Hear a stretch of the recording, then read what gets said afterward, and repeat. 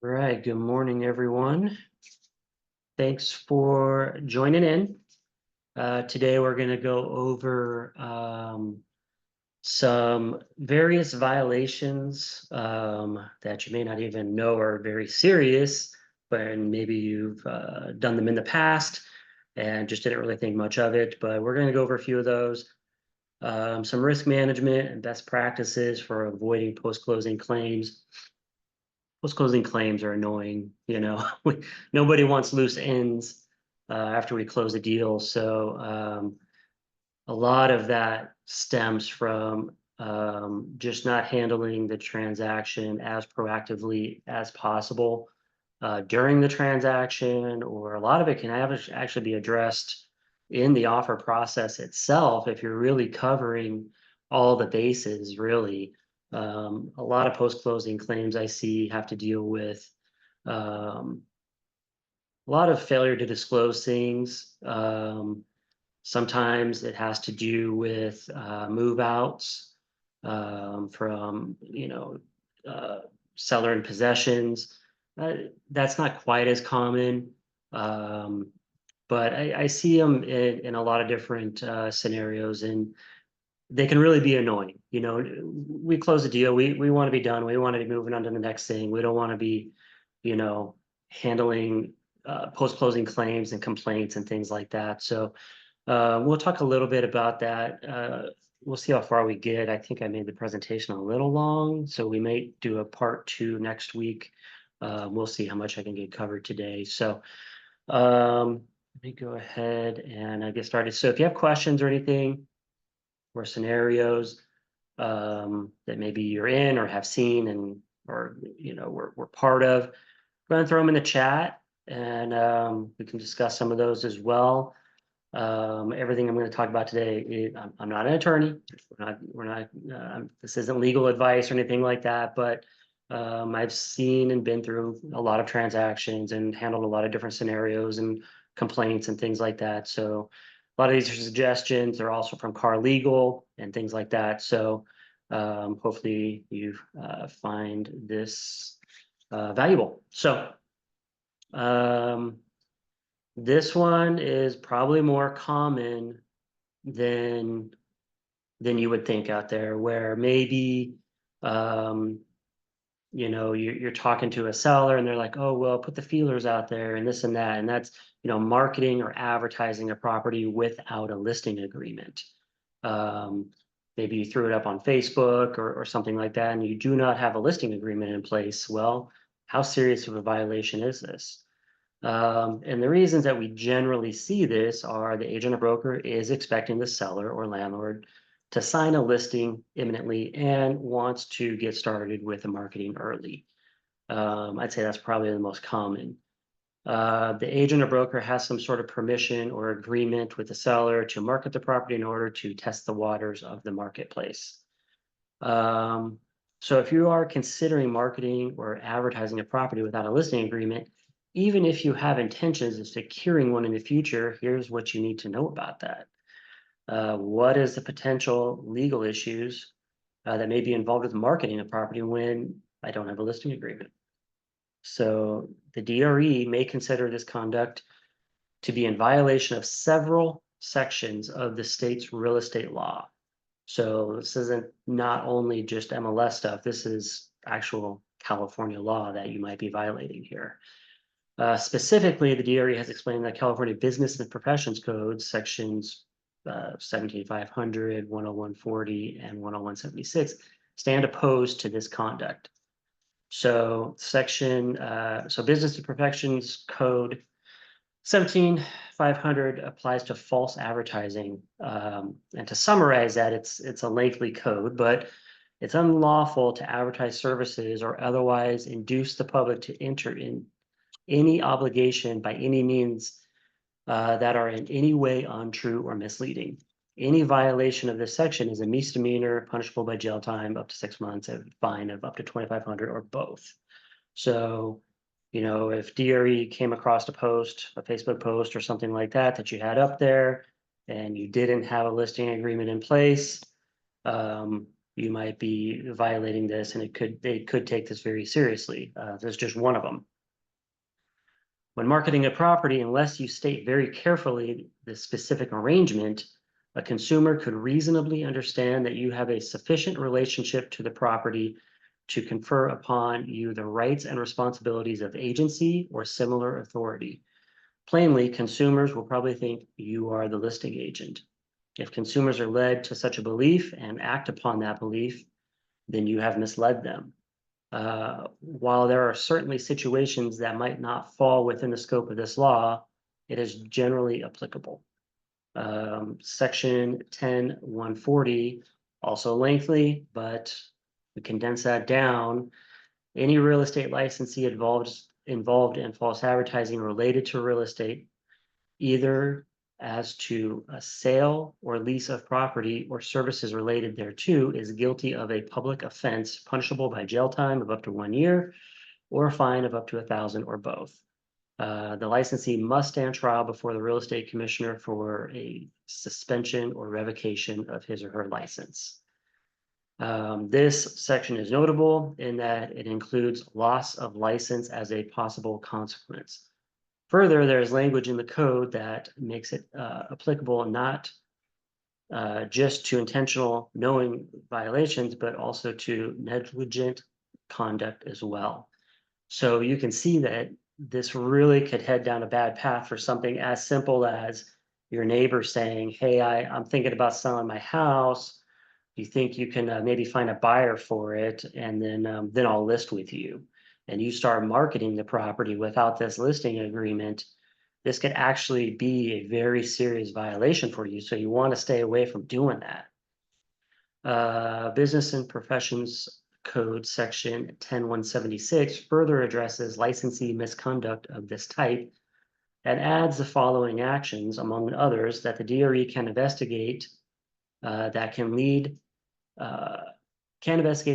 to a sanction up to loss of license, making any substantial misrepresentation, making any false promises of a character likely to influence, persuade, or induce a continued and flagrant course of misrepresentation or making of false promises through licensees,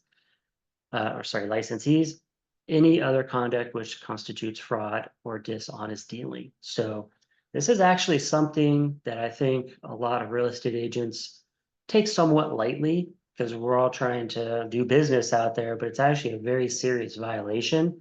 It's something that you really want to stay away from. You know, just marketing property in general when you don't have a listing agreement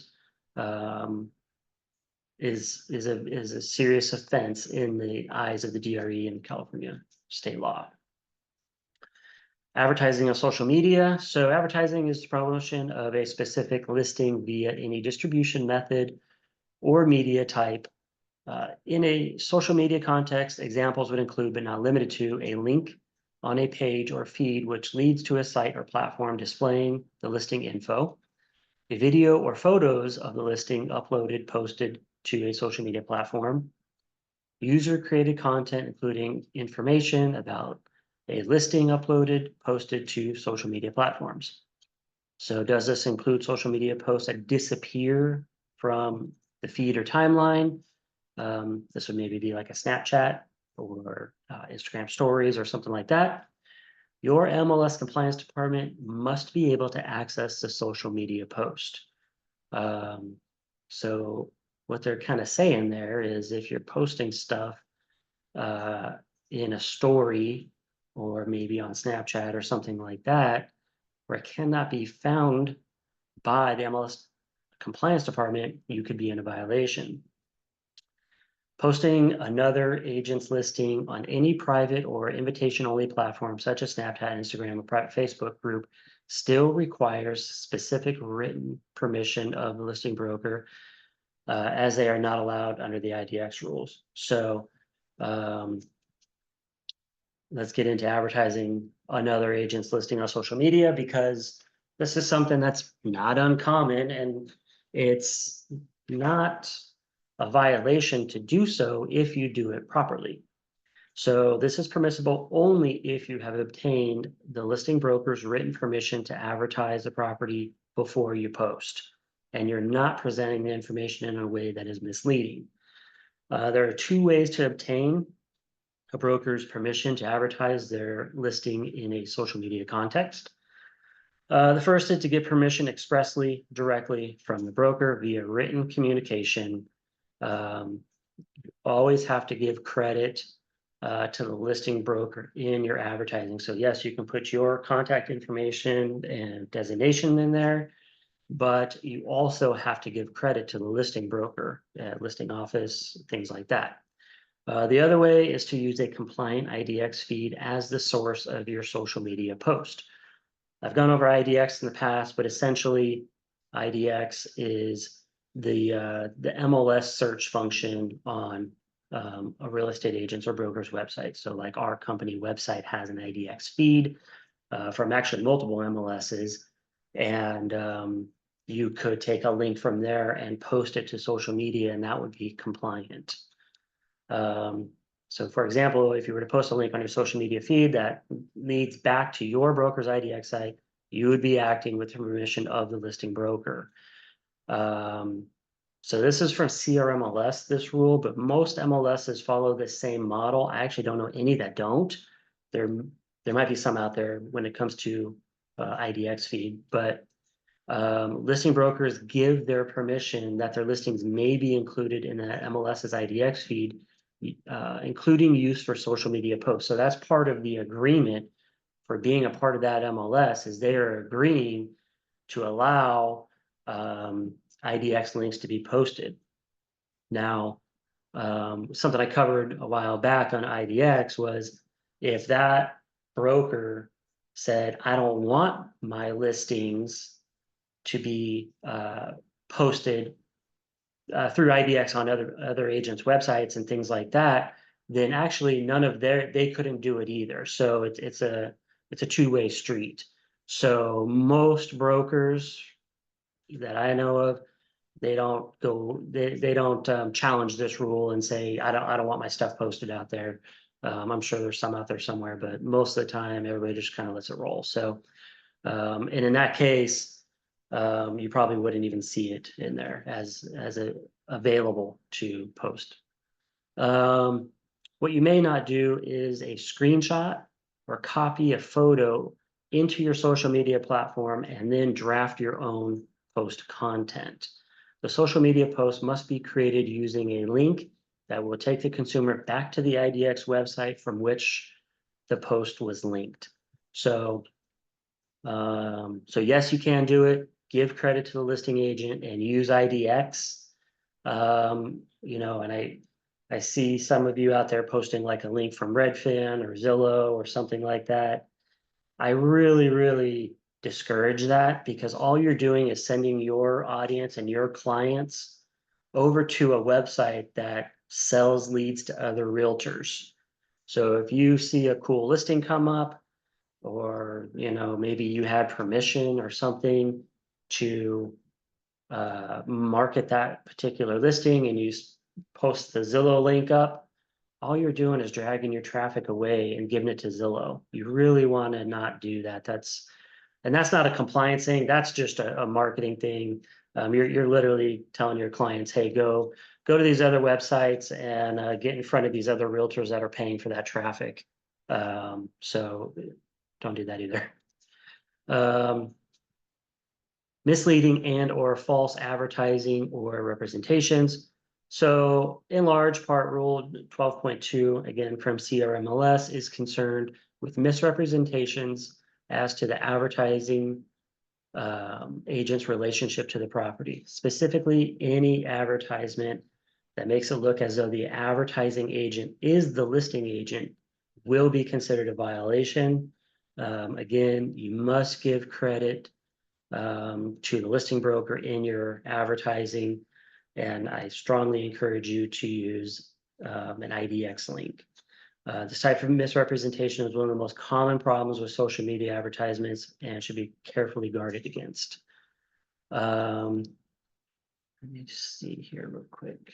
All right, so coming soon listings. Not my favorite, but they're out there. Agents do them for whatever reason. Let's talk about coming soon listings a little bit. You may market a listing in the coming soon status to any consumer, whether they are existing clients of the brokerage or not, by using flyers, for sale signs, social media posts, etc., so long as the marketing clearly labels the listing as coming soon. So yes, you can put up a yard sign, and yes, you can put flyers out there, and you can post on your social media that it's coming soon, but you have to state that it's coming soon. You can't just say, hey, new listing hitting the market. You have to use the words coming soon if you're going to do that. And on your sign, if you're putting up a yard sign and the listing's not going live, in active status for a week or 2 weeks or whatever, you have to put that little coming soon rider on there in order to be compliant. What you cannot do is you may not conduct showings or open houses. So you could put all that stuff up there, but you can't do either one of those.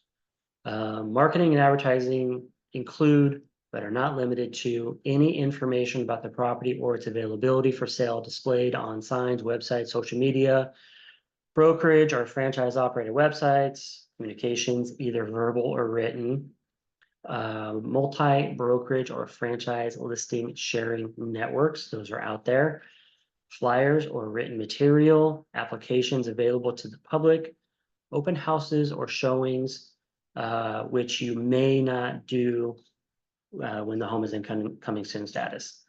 So no one can show coming soon listings to anyone under any circumstances. This includes, but is not limited to, virtual open houses and virtual showings. If you plan to show a property in coming soon status, you must update the listing to active or active under contract prior to the showing date. So basically, once you're showing it, you have to allow everybody to show it at that point. And they're stating that you have to put in active status before you go and show it. You can advertise an open house for a coming soon listing and disclose the date on which the property will be available for showings. However, you may not show the property prior to the date disclosed unless you update the listing to active status, again, prior to the showing date.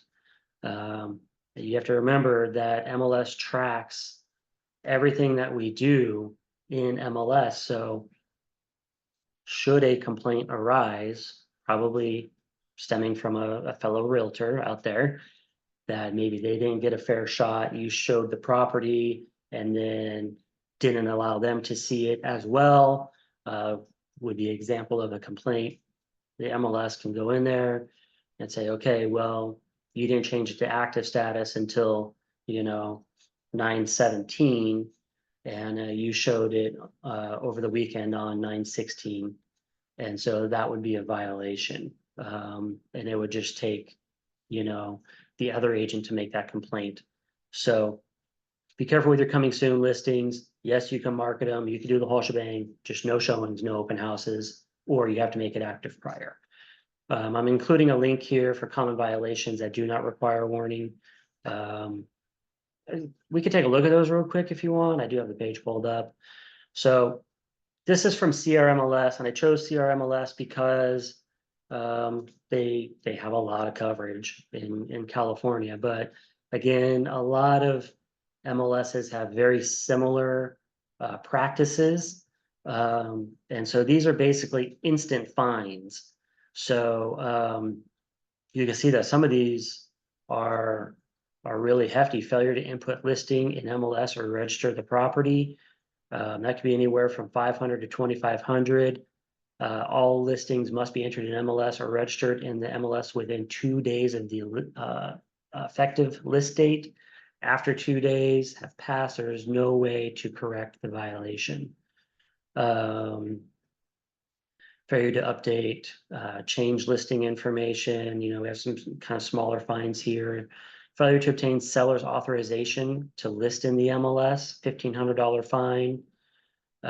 Showing of a coming soon or hold listing, 500 to 2,500. So if you get caught showing that coming soon listing, They can fine you anywhere from 500 to 2,500, and that might be based on, past violations you've had and things like that, or how serious it was. Failure to be present when providing access to a listed property to potential buyers, potential buyers.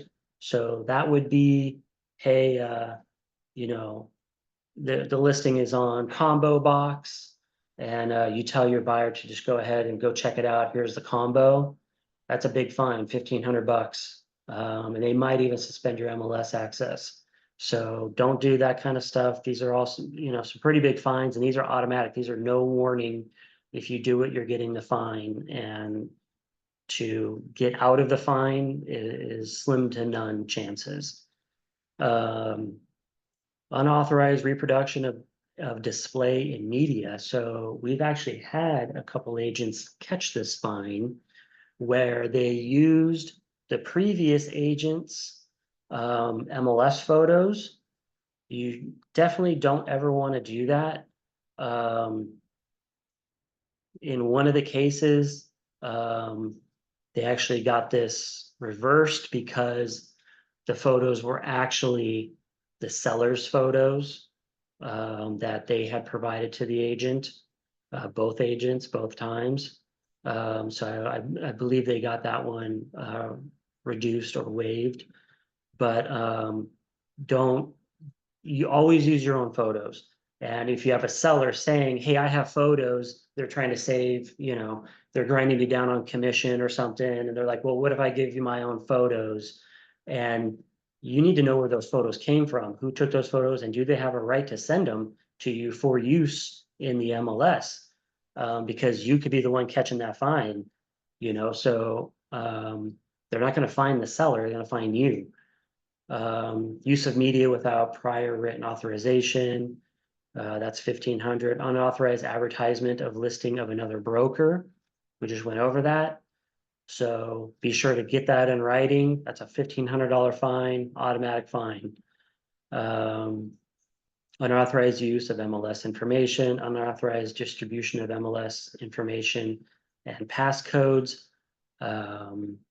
So I recommend maybe taking a look through some of these, see if you've done any in the past. Hopefully you're not doing any in the future, just so you know what the potential fine is for some of this stuff, because some of these are pretty big and these are automatic fines again. So let's go back over to presentation. Just thought I'd share that a little bit.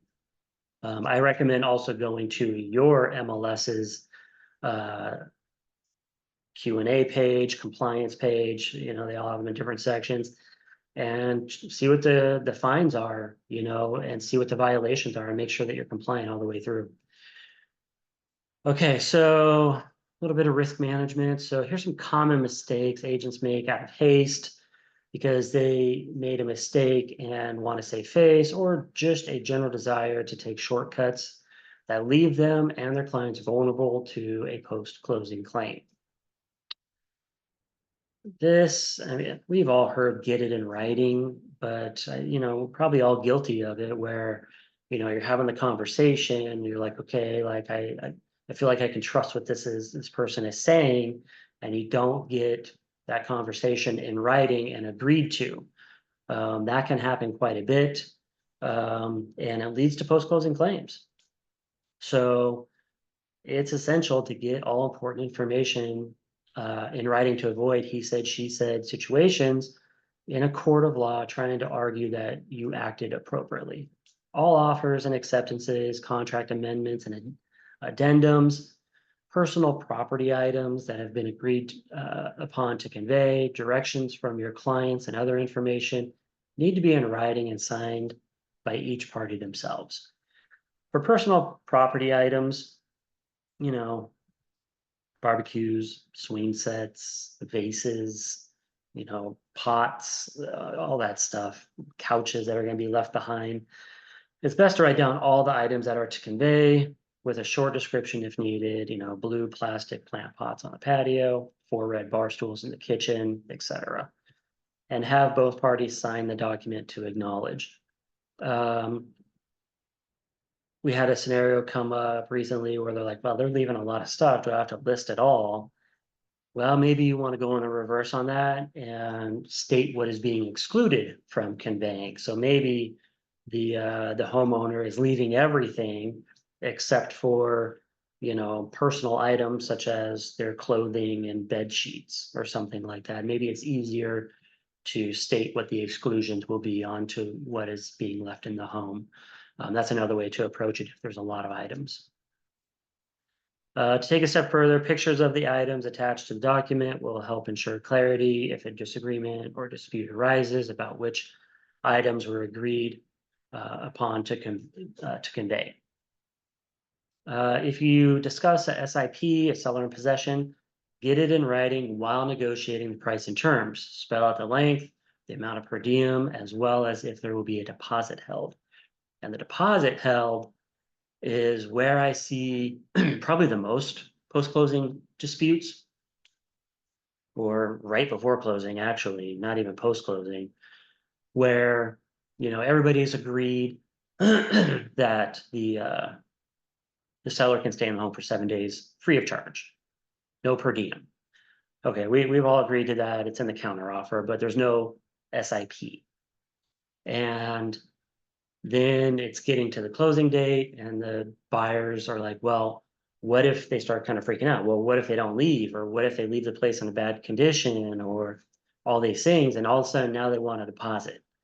And the seller's like, well, we didn't agree to a deposit. I don't want to pay a deposit. So that's where things start to get sticky because we didn't address this up front. And those are probably the things that need to be addressed the most, those three things. How long is it for? What's the cost? And is there a deposit?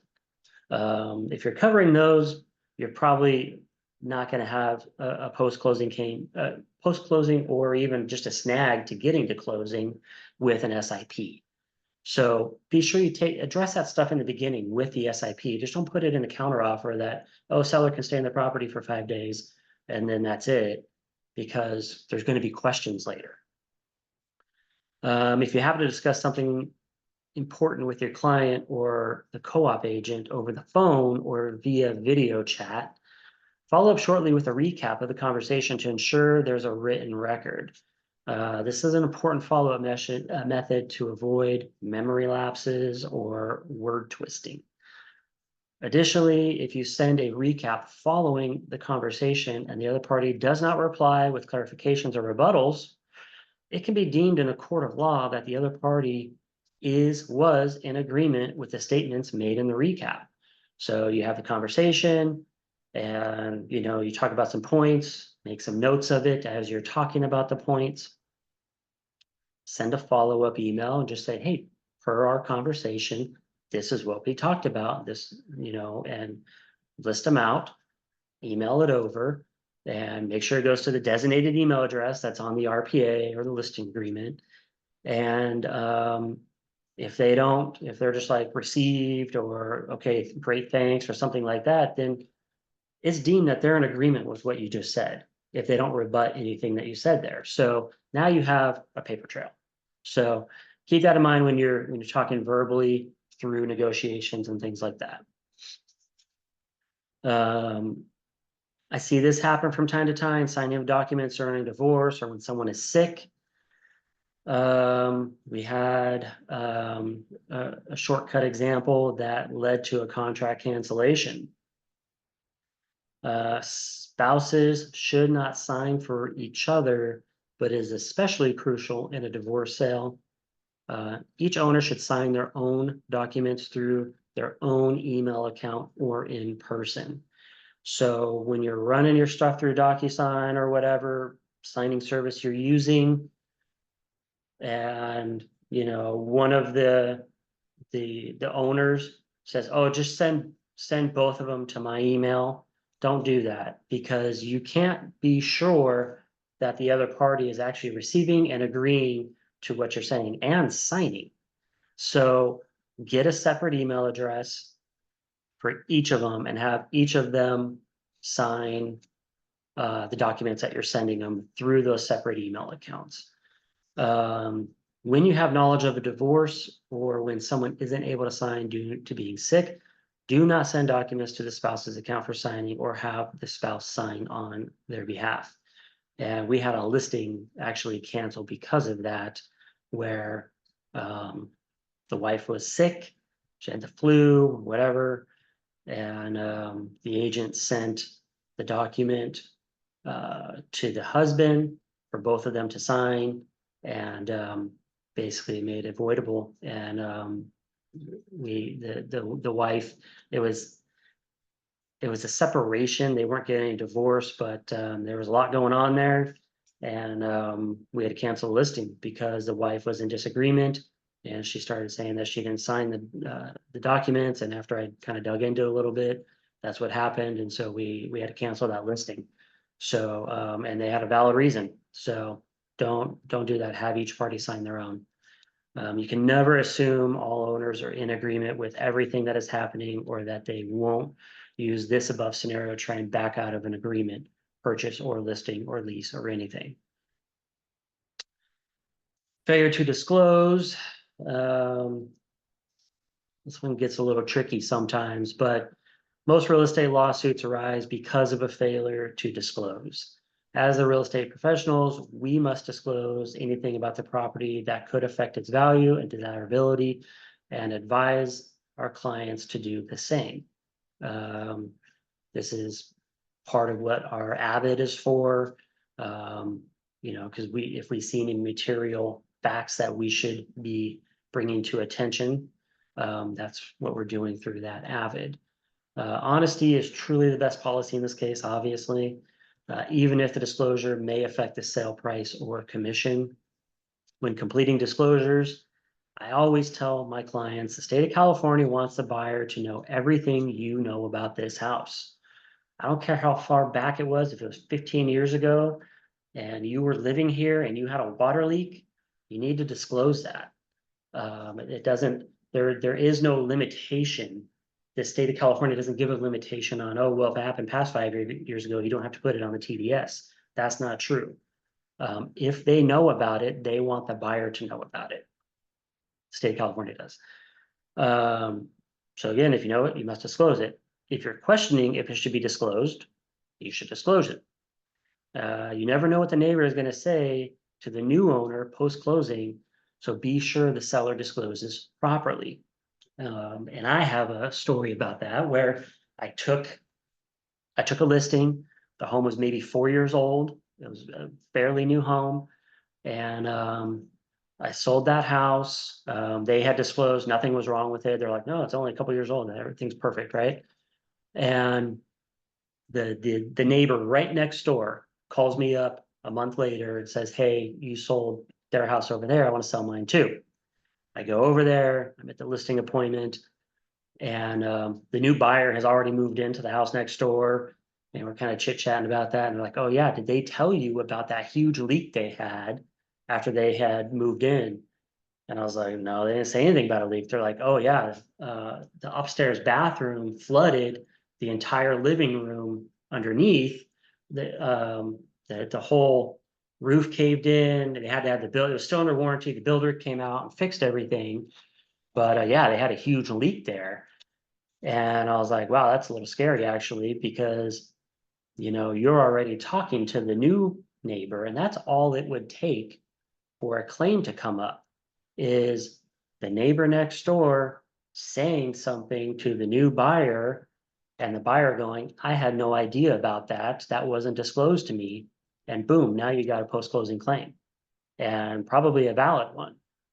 So you really got to watch out. It's not just about will the buyer find out. It's if they start talking to the neighbors, what your neighborhood is. I mean, you know which neighbors are doing things and have had problems and all this stuff, and it's the same. So you really have to be mindful of what the neighbors are going to tell the new buyers. And that's, I don't want to call it a scare tactic, but that's an anecdote that I share with my sellers when they're filling out disclosures. I give them that little anecdote, and they're like, oh wow, that actually is very true. That makes a lot of sense. So, and they really do a good job on the disclosures. So next up, making suggestions beyond your expertise. probably all a little guilty of this because we're trying to help out our client, right? So only provide advice in the context of your role as the real estate professional. Don't ever make suggestions or recommendations to your clients, which extends beyond your scope of expertise. For all other unrelated inquiries, legal issues, tax issues, etc., encourage your clients to undertake independent research and contact other sources or licensed professionals who specialize in the subject of inquiry for information. I think taxes are one of the biggest ones here. And I get questions from you guys a lot about, well, will they be subject to capital gains, or, how are they going to claim this on their taxes and this and that? And you'll find that I usually don't answer the question in a lot of detail because it's not my area of expertise. I am not a licensed CPA. And so I'm going to recommend you to recommend to your client to go and seek that information, because you don't want to give them false information. It is not something that I keep up on day to day like a CPA would. And just like a CPA doesn't keep up with real estate law like I do. So don't be afraid to state that. Like, it would be best if you spoke to a tax professional about that. And some other things, this is stuff that, just comes out of our mouth a lot because, again, we're trying to help our client. And sometimes we forget that we are not, and some of you are licensed contractors, but that we're not licensed contractors, and there are things like that. So things that, some examples of statements that can be construed as advising on topics outside your area of expertise and should never be used. So, you're in the bathroom, those black spots behind the toilet are mold. Well, how do you know they're mold?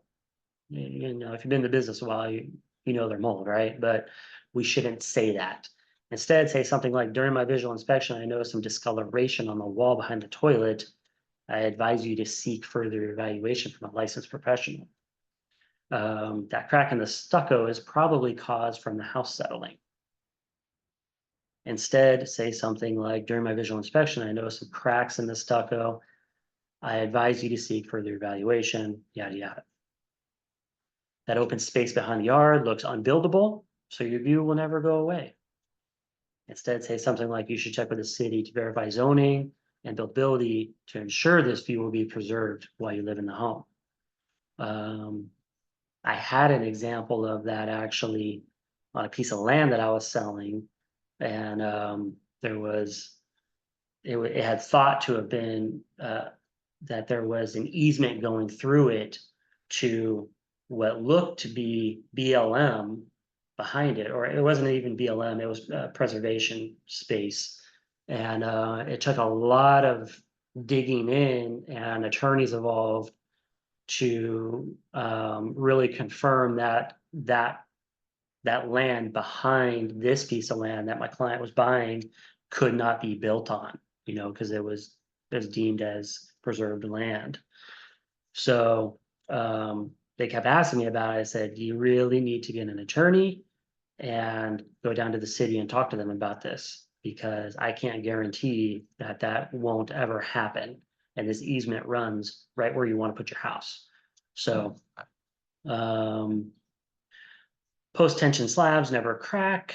Instead, direct their questions about different slab types to a licensed professional, reputable online sources to answer their clients' questions. Here's a list of items you can write off to lower your tax liabilities. I wouldn't do that. I'd refer them straight over to CPA. I've been on hundreds of home inspections, and that doesn't look like a big deal. Yeah, that I would never say that. I don't say that now, and I've literally been on hundreds of home inspections. And I still don't say that. When a client asks me, how serious is that, or how much is that going to cost to be fixed, those are all very common things that come up. I can't really give them that answer because I'm not a contractor and I don't know what things cost. So that's when I say we should get, an electrician out to give us a bid on that.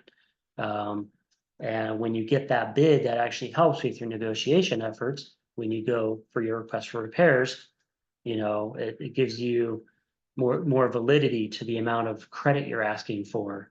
So you don't want to say things like that either, like it's not a big deal. Oh, it should only be $1,000, something like that. And it turns out being, $2,500. And now you got, your home buyer now is upset with you because you only negotiated $1,000 because you said, oh, looks like I looked online, it looked like maybe it's $1,000. Like they probably should have gotten a bid from someone, to satisfy that. So it is the buyer's duty to satisfy themselves as to the condition and all aspects of the home. And so we want to keep pushing them in that direction of, if this is going to be a concern from you, then we need to further out evaluation from that specific licensed professional and to get a bid so that you can see, how serious this is going to be for you. Perform title checks as soon as practical. Real estate professionals should do title checks first to ensure they're aware of the ownership of the property and who has the rights to list it for sale. This is especially important when a home is held in a trust or in an entity like an LLC. If the property is held in a trust or an entity like an LLC, you'll want to see the trust documents themselves or the articles of incorporation. Make sure that the person signing is legally authorized to sign on behalf of that entity. A title check will also identify any encumbrances on the property. Failure to do title checks first could result in an invalid listing, an unlawful property deal, and or a lawsuit situation when the real owner of the property finds out it's for sale. So don't be afraid to, they come to you and they're like, hey, we're inheriting this property, or something like that. And you're not quite sure, and they're not quite sure if they have the authority to even sell this property without going through a probate or something. I will immediately direct them to title, and I will say, have title take a look at this, and they're going to let us know if they can insure this. Essentially, is what we're looking for. Will they insure this sale? So,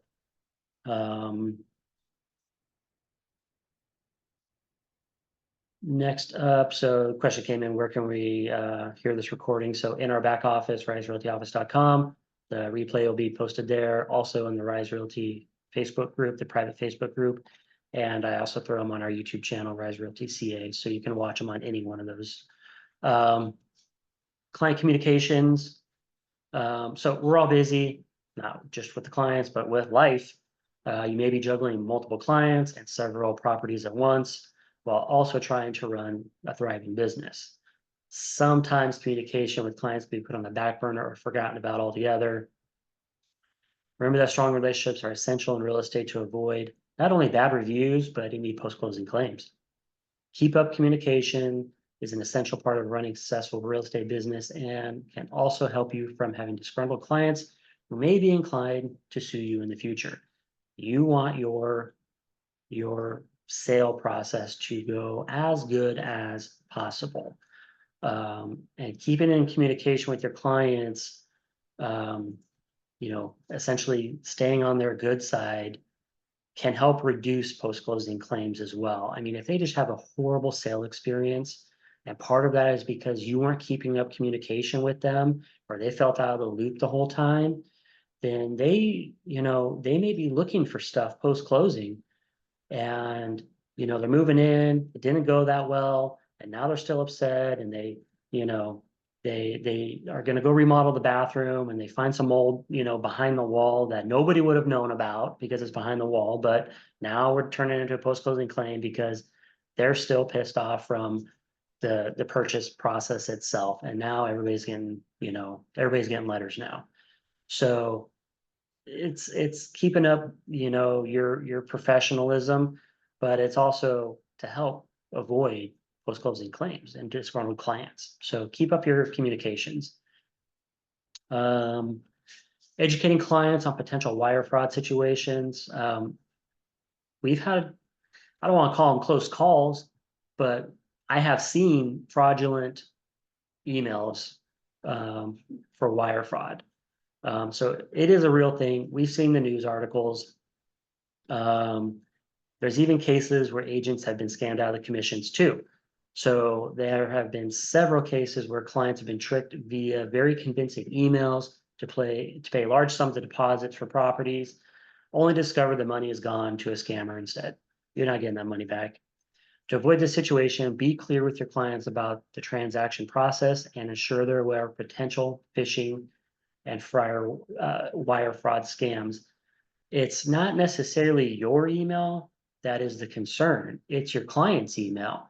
You don't know what phishing they have on their laptop, on their computer, how good they are with, security and things like that on their own personal computer. And those people and those programs just wait for things to happen, like a home sale, when they start seeing, you know, offers being sent there and communication and escrow, and then all of a sudden now you have fake escrow instructions, fake wire instructions going to your client to wire the earnest money there, and then they do it. They don't call and verify. So it's, it could be your computer, but you always have to be aware. You don't know how good security is on your clients.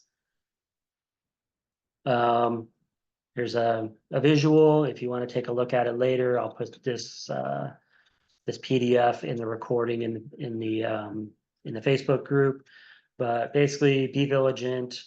Always call to verify the wire instructions. Protect your money. Confirm everything. Ask your bank to confirm the name on the receiving account before sending a wire.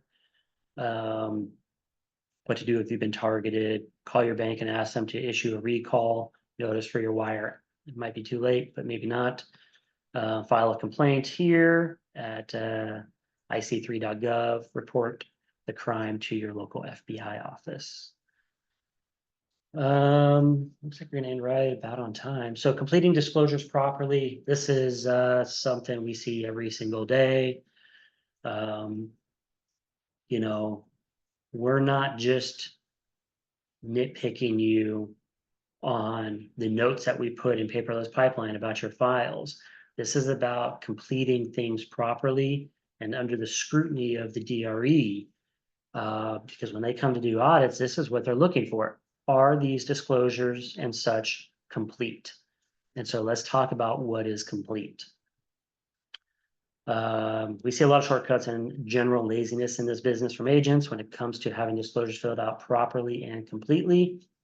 Having disclosures completed properly not only gives the company, you, the agent, and the client a leg to stand on with post-closing claims, but it also helps keep your license in good standing in the event of a DRE audit. So properly completing disclosures means all dates were added to every page where applicable.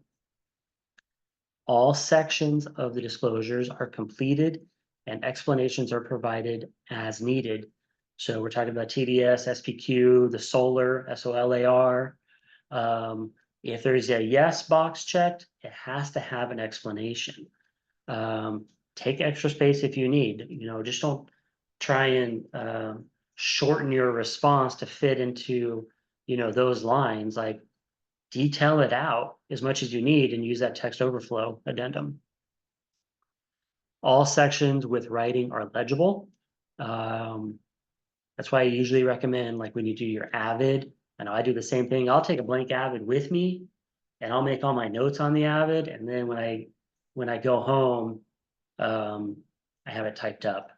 And then that's the version I have signed, because I have atrocious handwriting.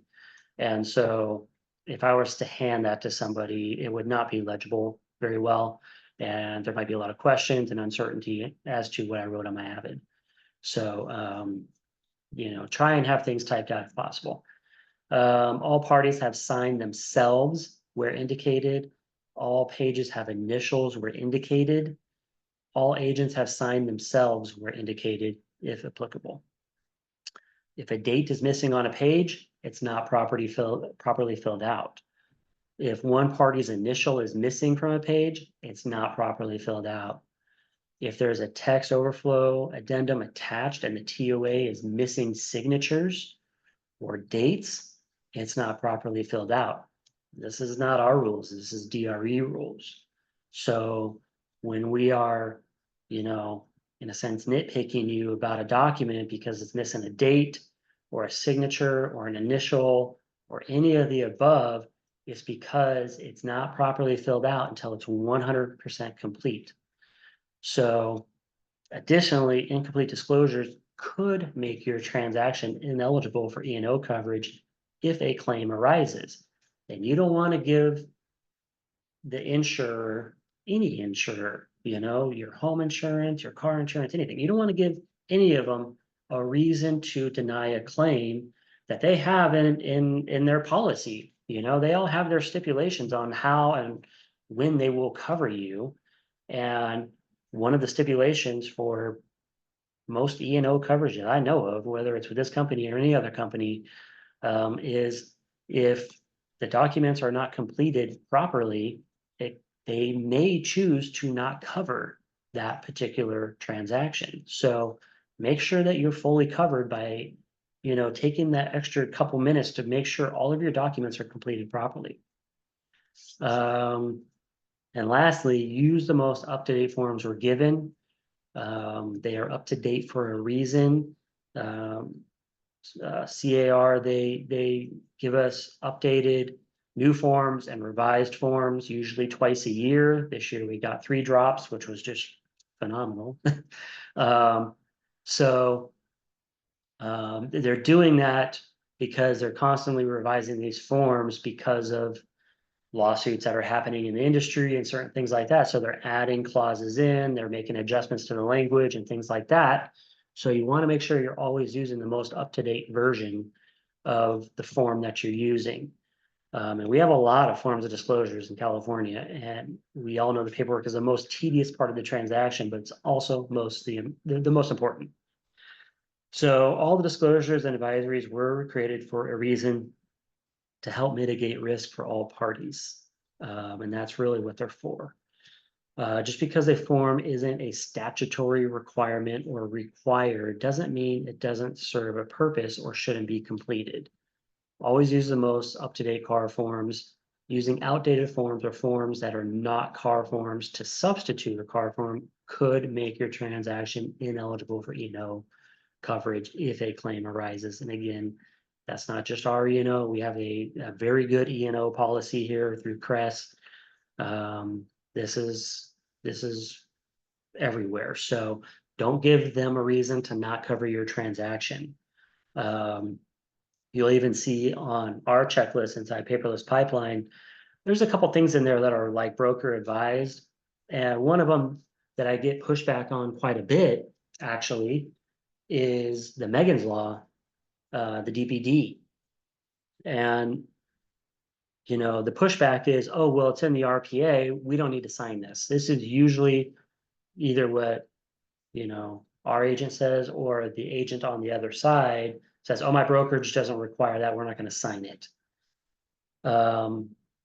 I like to have it at least signed by our client and acknowledge that they received it, because what happens in the RPA, and yes, it is in the RPA, is we're sending it to them DocuSign, and it's boom, boom, boom. They're just hitting the tabs, going through each page. They might look at the first few to make sure the terms are right. And then after that, they're like, oh, this is just legal stuff. And they just click through, click through, click through. Well, why is this even, that important? Well, we actually had a post-closing complaint stemming from someone who was registered as a sex offender. So we were on the buyer end, and there was no DPD in the file. And when they closed the transaction, the buyer found out that the seller was a registered sex offender and was super upset because they were a teacher, and the buyer was a teacher, and they were scared that it was going to affect their employment if it got noted that the home they were living in had a registered sex offender in it, because that data hadn't changed yet. So they were very, very upset with that situation, and we were able to get it resolved. But would the DBD form have solved that? Who knows? I don't know. But what having it signed separately as a separate document where they can say, what is this form I'm signing? And it says, oh, look, I can find the database for registered sex offenders here. And most people know about this database anyways, but it brings attention to it then. So that we did our job as their advisor to go and research all aspects of the home. It is the buyer's duty to satisfy themselves. So, if we're saying, hey, sign this form, this is the Meg's Law database. If you have a concern about that, here's the website you go to, type in the address, I'll let you know. And there is a high likelihood that that transaction may have been canceled, actually, if that buyer had remembered about that database or known about that database and went and searched it and said, oh my God, the home I'm buying right now has a registered sex offender in it.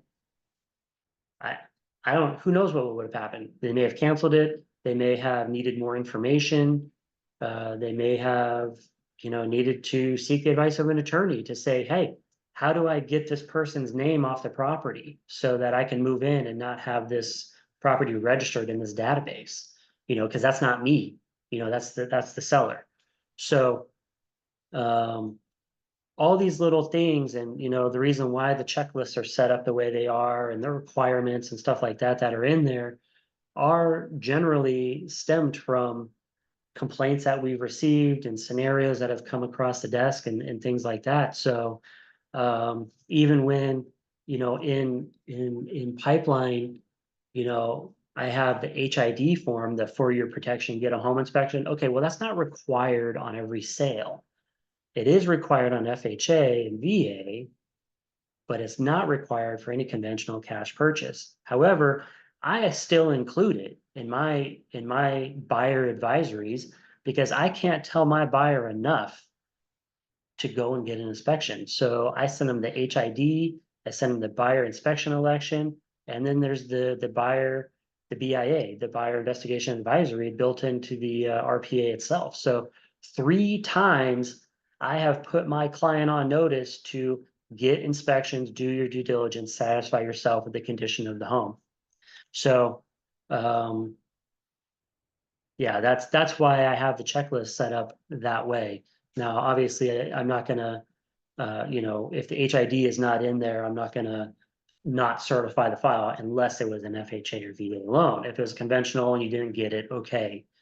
But other than that, it really, I can't put my buyers on notice enough for all of this stuff. And that's why I actually think more is better with some of these disclosures that we have instead of like trying to only do the minimum.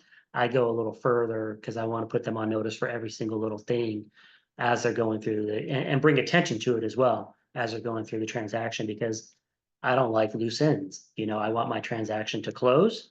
I want them to be happy. I want to get a good review and I want to get a referral. What I don't want to get is a post-closing complaint. So maybe we'll do a part 2 next week. Maybe not. I definitely have some other things that I can go over if you guys are interested. If there's other topics you're interested in that you want to learn about, I'm happy to put together a presentation on it. Just shoot me a text or an email or something and just say, hey, be cool if we talked about this. And I can get it on the calendar for a Monday meeting. So hopefully you found this valuable and if you need anything, give me a call, text, email, and hope you have a great week. Thanks for coming. Yep. Yeah, one chat. Okay. See you later, Manny.